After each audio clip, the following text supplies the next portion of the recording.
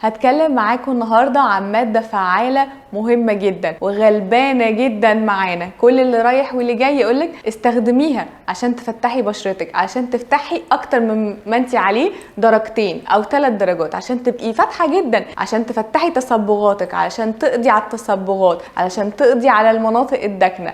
كل شويه اي حد يقعد يتكلم عليها بالمنظر ده، وهي والله غلبانه جدا معانا في الكلام ده كله. اهلا بيكم، معاكم دكتوره شاذة الخولي، صيدلانيه متخصصه في مجال مستحضرات التجميل. الماده الفعاله اللي هتكلم عليها هي فيتامين سي.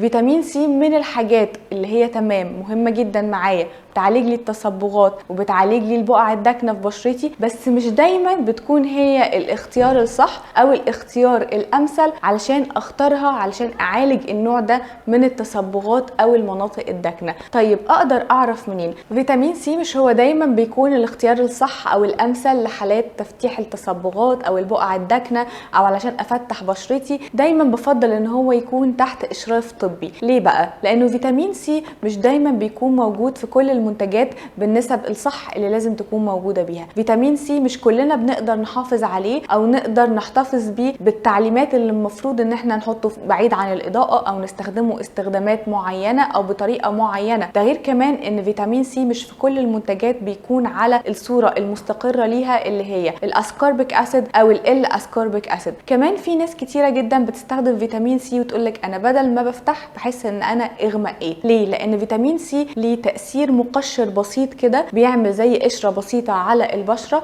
فيديكي احساس ان انت جلدك فيه طبقه غامقه. عايزه اقول لكم كمان ان فيتامين سي في ناس كتير جدا ما تعرفش ان هو اصلا له دور اساسي في تحفيز الكولاجين. فيا ريت لما نيجي نستخدم اي منتج فيه فيتامين سي لازم يكون تحت اشراف طبي، ونكون عارفين نسب فيتامين سي، ونكون كمان عارفين ان ليه استخدامات معينه ومش هو الاختيار الامثل عشان تفتحي بشرتك ولا عشان تفتحي تصبغاتك. استخدموه بس وقت الحاجه او وقت لما الدكتور يوصفه ويقول ان هو مناسب للحالات بتاعتكم. طيب تعالوا اقول لكم على حاجه مهمه. ناس كتير هتسال طب نعمل ايه في التصبغات او في البقع الداكنه اللي عندنا؟ هقول لكم ان انتم ممكن تستخدموا مواد فعاله كتيره جدا، منها مثلا الريتينول. الريتينول من الحاجات الحلوه جدا الممتازه جدا اللي انا بالنسبه لي بعتبرها طفره في مجال التجميل، او بعتبرها ان هي حاجه مهمه، لان مشتقات فيتامين أ زي الريتينول من الحاجات الحلوه جدا اللي ليها دور كبير جدا في علاج الكثير من مشاكل البشره وعلاج فعال. بس برضو لازم نستخدمها بتعليمات معينه